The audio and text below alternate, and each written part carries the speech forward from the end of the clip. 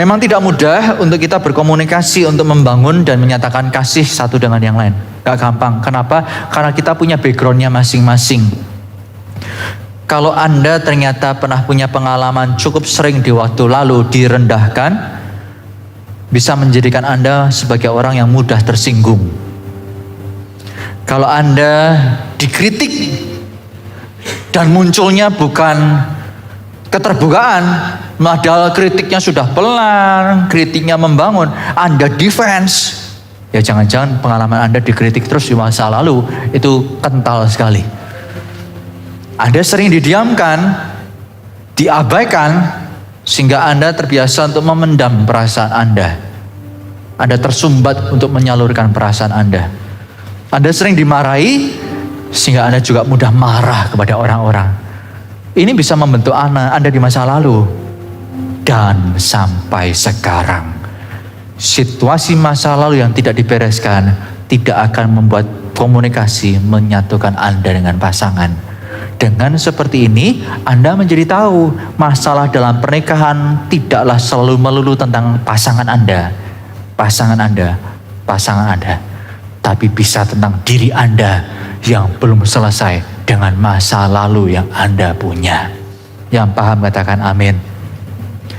Kita itu dengan masa lalu yang buruk bisa menjadi orang yang berorientasi kepada diri sendiri tentang apa yang salah, bukan apa yang benar. Karena kita lihatnya yang salah terus, maka kita dalam hubungan lihatnya yang salah juga dalam diri orang lain. Kalau komunikasi gak pernah menyatu, Anda ngotot berdoa, Anda belum dapat jawaban. Karena Tuhan juga pengen Anda jadi alat Tuhan melalui Anda belajar berkomunikasi yang menyatukan. Kalau Anda menginginkan dianggap penting dan didengarkan, mulai dengarkan pasanganmu dan anggaplah pasangan penting.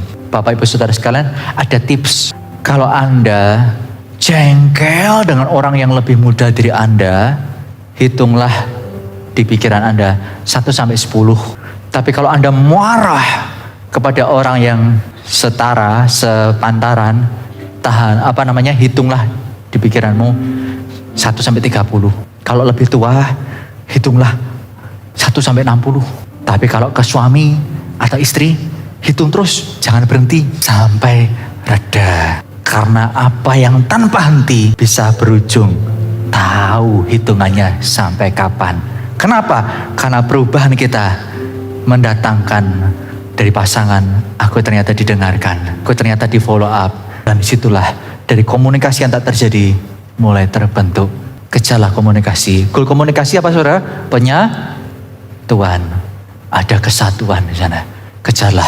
Dan saya berdoa hari ini lewat apa yang kita dengar, kita bisa terapkan. Yosua, dia membuat pilihan yang tepat. Jelas, beribadah ke Tuhan. Yang kedua, dia pandu keluarganya. Dan yang ketiga, dia kembangkan keluarganya menjadi orang-orang kepercayaan di dalam mengikut Tuhan, memimpin Israel. Semua hal itu bisa kita kerjakan dengan kita menjadi satu. Supaya satu hati, kita perlu komunikasi. Mari kita tutup Alkitab kita akan datang kepada Tuhan di dalam doa. Mari kita bangkit berdiri. Amsal pasal 25 ayat yang ke-11 berkata, perkataan yang diucapkan tepat pada waktunya adalah seperti buah apel emas di pinggan perak. Dengan kata lain, kalau perkataan kita tidak tepat waktu atau perkataannya salah, bukan apel emas, tapi barang-barang tak berharga yang lain yang kita berikan kepada orang tersebut. Hari ini kira-kira kalau Anda datang dengan luka, pasangan Anda kira-kira terluka enggak? Kalau selama ini Anda berkata, aku. Bro, sis, pasanganmu juga teriak yang sama, aku juga terluka. Lanjutannya apa? Komunikasi. Bawa komunikasi kepada Kristus. Mendekat kepada Kristus. Kristus yang memerintah kehidupanmu. Amin. Terima kasih Tuhan.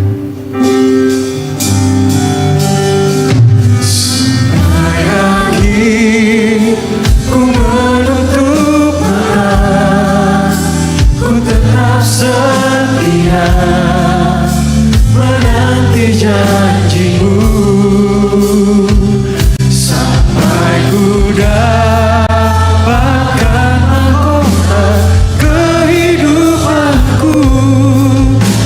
tetap setia untuk melayanimu sampai akhir. Ku menutup mata, ku tetap setia menanti janjimu sampai ku dapatkan mahkota kehidupanku. Ku tetap setia untuk melayanimu sampai akhir. Sampai akhir ku menutup mata, ku tetap setia menanti janjimu sampai ku dapatkan mahkota kehidupanku. Ku tetap setia untuk melayanimu. Saya tahu apa namanya luka. Saya tahu namanya sakit. Saya tahu namanya derita. Saya tahu namanya sengsara. Tapi saya juga tahu namanya pulih. Saya juga tahu namanya sehat. Saya juga tahu namanya indah. Saya juga tahu namanya bekerja sama. Hari ini Bapak Ibu Saudara sekalian, izinkan saya berbicara. Sebentar lagi perjamuan kudus. Pada saat perjamuan itu kita lakukan, minimal kalau engkau belum bisa memberi kepercayaan kepada pasanganmu lagi, rekonsiliasi belum bisa kau buat. Kalau karena engkau lagi masih meragukan pasanganmu, pastikan pada waktu kamu hari ini Anda melakukan perjamuan kudus, pandanglah kepada Tuhan dan berkata, Tuhan, ku tak tahu jalan yang ku harus tempuh. Karena jalan yang harus kutempuh ini berat melepaskan pengampunan. Tetapi karena yang kau perintahkan, beriku kekuatan. Karena pengampunan itu jugalah yang aku terima. Perjamuan kudus ini menjadi lambangnya.